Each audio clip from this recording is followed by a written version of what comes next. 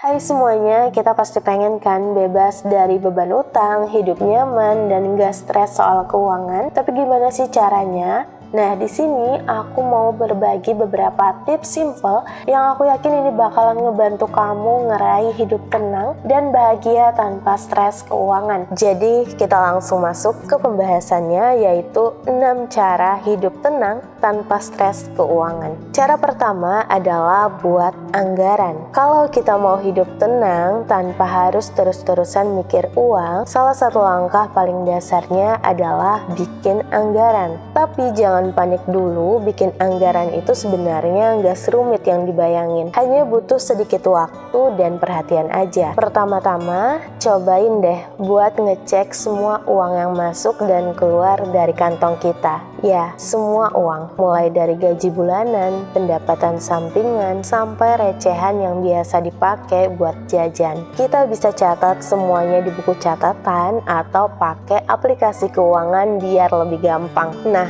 begitu semua udah dicatat, langkah berikutnya adalah ngebikin rencana buat ngatur uang kita. Misalnya, kita bisa atur berapa persen dari pendapatan yang mau disisihin buat keperluan pokok kayak makan, transportasi, sama tagihan bulanan. Terus jangan lupa juga buat alokasikan untuk tabungan biar ada dana darurat kalau ada keperluan mendadak. Selain itu, penting juga buat ngeliatin pengeluaran yang mungkin bisa kita kurangin. Misalnya, kita bisa coba membatasi pengeluaran buat jajan di luar. Contohnya kayak beli kopi, lumayan kan? Bisa hemat uang buat hal-hal yang lebih bermanfaat.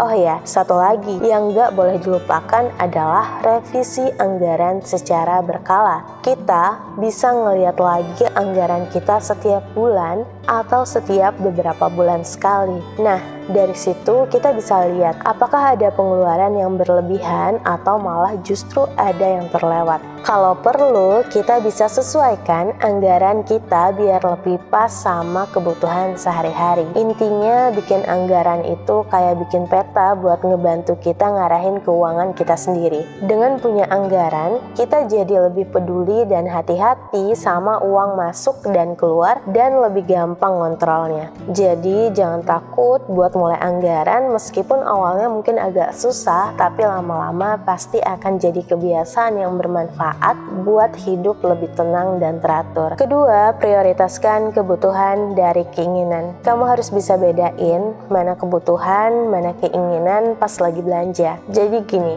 seringkali kita itu tergoda buat beli barang-barang yang sebenarnya kita nggak butuh banget, tapi lebih kepengen aja. Nah, hal ini bisa jadi jalan menuju jurang utang. Bayangin aja, misalnya kita lagi di toko. Mata kita suka tertarik sama barang-barang keren yang nggak penting banget buat kehidupan sehari-hari. Contohnya, barang-barang yang mungkin kita cuma pakai sekali atau bahkan nggak pernah kita pakai sama sekali. Kayak gadget terbaru, baju-baju yang lagi trendy, atau barang elektronik yang kita pikir bakalan bikin hidup kita lebih keren, tapi sebenarnya nggak terlalu penting. Nah, daripada kita terjerumus dalam belanja impulsif, lebih baik kita prioritaskan dulu apa yang benar-benar kita butuhin. Misalnya, beli bahan makanan yang penting buat kebutuhan sehari-hari, bayar tagihan, atau tabungan buat keperluan mendadak. Dengan begitu, kita bisa menghindari pemborosan yang gak perlu. Kalau mau belanja, cobain deh, pertimbangkan lagi sebelum ngeluarin uang. Tanya-tanya dulu sama diri sendiri, apakah aku benar-benar butuh ini,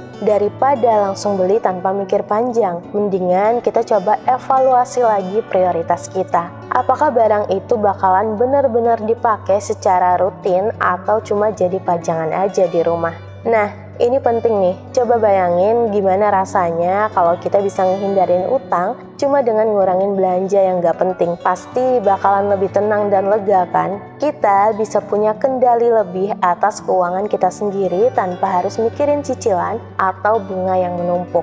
Ingat loh teman-teman, hidup itu gak melulu soal belanja dan punya barang-barang baru. Kebahagiaan yang sejati itu bisa datang dari mana aja, bahkan dari hal-hal sederhana yang gak harus kita beli. Mungkin dari ngobrol bareng teman-teman, atau sesederhana nikmatin matahari terbenam berbenam, atau mungkin hanya sekedar bersyukur atas apa yang kita punya. Jadi daripada dikuasai oleh keinginan yang gak terbatas, lebih baik kita ngatur keuangan dengan bijak, prioritaskan kebutuhan yang penting, jaga pengeluaran supaya gak berlebihan, dan pastiin bahwa kita gak terjebak dalam jerat utang yang bikin hidup makin rumit. Yang ketiga adalah selalu simpan sebagian uang untuk dana darurat. Nyimpan uang tuh penting banget buat hidup tenang tanpa harus ribet mikirin utang. Gak perlu banyak-banyak, cuma sedikit aja dari uang yang kamu dapat tiap bulan udah cukup. Nah, kenapa kita harus nyimpen uang? Jadi gini, bayangin kamu lagi enak-enaknya hidup, tiba-tiba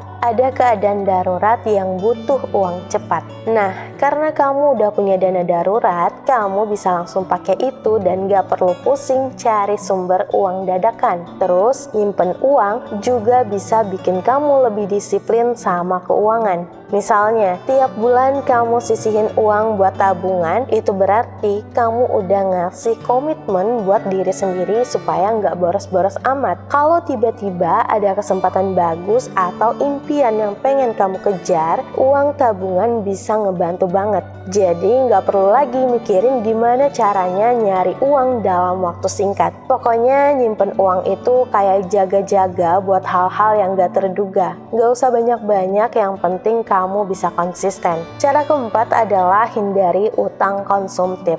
Ngomongin soal utang nih, jadi kalau kamu lagi mikirin soal utang, yang namanya utang konsumtif tuh jadi salah satu yang paling bikin repot. Apa sih utang konsumtif itu? Nah, utang konsumtif itu adalah utang yang kamu ambil buat beli barang-barang mewah atau mungkin buat liburan yang kadang-kadang emang bikin hati senang tapi kantong jadi nangis. Jadi gini, kadang kita tuh pengen banget buat punya barang-barang keren atau liburan ke tempat yang keren juga. Tapi sebelum kita nyemplung ke dalam utang, mendingan kita mikir 2 kali. Soalnya kalau kita ngambil utang buat hal-hal yang gak begitu penting, ya udah pasti bakalan jadi beban buat kita. Kamu bayangin aja, setiap bulan kamu harus bayar utang buat barang mewah yang sebenarnya nggak kamu butuhin banget. Makanya cobain deh untuk hindari utang yang kayak gitu. Mungkin kita bisa belajar hidup sesuai kemampuan aja. Artinya beli barang atau liburan sesuai dengan yang kita mampuin aja. Gak usah sampai ngutang. Soalnya hidup itu gak cuma soal beli barang-barang mahal atau sekedar liburan mewah. Banyak hal-hal sederhana dan gratis yang bisa bikin kita bahagia kan. Intinya utang itu kayak racun. Kalau kita ketagihan utang, bisa-bisa hidup kita jadi gak tenang. Makanya mendingan kita belajar buat ngontrol keinginan dan mikir 2 kali sebelum ngambil utang, khususnya utang yang hanya buat beli barang-barang konsumtif. Cara kelima adalah berkomitmen untuk membayar tagihan tepat waktu. Nah, yang namanya bayar tagihan itu kan emang penting. Gak cuma soal ngasih uang buat apa yang kamu pakai, tapi juga soal bikin hidup kamu jadi lebih gampang. Bayangin aja kalau kamu sering telat bayar tagihan, bisa-bisa itu jadi biang kerok buat masalah finansial kamu. Jadi penting banget untuk buat jadwal pembayaran. Gak cuma itu aja, kamu juga harus benar-benar berkomitmen buat ngikutin jadwal itu. Misalnya, kalau tagihan listrik kamu jatuh tempo di tanggal 10 setiap bulannya, ya udah, pastiin aja kamu udah siap bayar sebelum tanggal 10. Nggak usah nunggu sampai mepet-mepet, karena kalau sampai telat bayar, yang ada kamu bakalan kena denda dan itu bisa nambah beban finansial. Selain itu, kalau kamu bayar tagihan tepat waktu, itu juga akan bikin hidup kamu jadi lebih teratur. Kamu bisa punya kontrol yang lebih baik atas keuangan kamu. Untuk kamu yang masih bingung gimana cara buat jadwal pembayaran, gampang banget kok. Kamu bisa pakai reminder di HP atau kamu juga bisa bikin catatan di kalender. Yang terpenting adalah pastiin aja kamu nyatet semua tanggal jatuh tempo tagihan dengan jelas. Nah, kalau udah bikin jadwal, yang terpenting sekali lagi adalah kamu harus komitmen buat ngikutin jadwal itu. Jangan remehin hal ini meskipun terlihat kecil, tapi kalau kamu seriusin, bisa jadi ini adalah langkah awal yang penting untuk menjaga kestabilan finansial kamu. Cara keenam adalah jangan tergoda oleh gaya hidup yang berlebihan. Kita semua pasti pernah merasa tergoda oleh gaya hidup yang terkesan glamor dan mewah kan? Terutama dengan pengaruh media sosial dan iklan yang menggoda di sekeliling kita. Rasanya tuh sulit banget buat gak terjebak dalam perangkap untuk terus-menerus mengejar apa yang dianggap sebagai simbol status sosial yang tinggi. Ketika kita ngelihat orang lain dengan mobil mewah, pakaian desainer, liburan mewah, dan segala macam barang-barang mahal lainnya, emang kelihatannya keren kan? Tapi kamu tahu nggak, terkadang semua itu cuma topeng dari keadaan yang sebenarnya. Saat kita terus-menerus berusaha mengejar gaya hidup yang berlebihan ini, apa yang terjadi pada kita adalah justru terperangkap dalam jerat utang yang gak kunjung usai. Iya, kita mungkin bisa aja kelihatan keren di mata orang lain buat sesaat, tapi pada akhirnya kita bakalan ngerasain beban finansial yang sangat berat. Kita bakalan ngehabisin lebih dari yang kita mampu. Kita akan berutang cuma buat ngejaga penampilan, dan akhirnya kita terjebak dalam lingkaran utang yang sulit untuk keluar. Kenapa sih orang banyak mikir untuk hidup dengan ngikutin gaya hidupnya orang lain, padahal sebenarnya nggak ada yang salah dengan hidup sederhana. Menjadi kaya dan sukses nggak selalu tentang punya segala sesuatu yang mahal dan mewah. Bukankah lebih baik punya kebebasan finansial daripada terbelenggu sama utang? Bukankah lebih baik punya kedamaian pikiran daripada terus-menerus stres karena mencoba mempertahankan gaya hidup yang sama sekali nggak sesuai dengan kemampuan kita? Makanya, kita harus bisa menghindari godaan untuk terus-menerus mengejar gaya hidup yang berlebihan, cuma demi mencari pengakuan dari orang lain.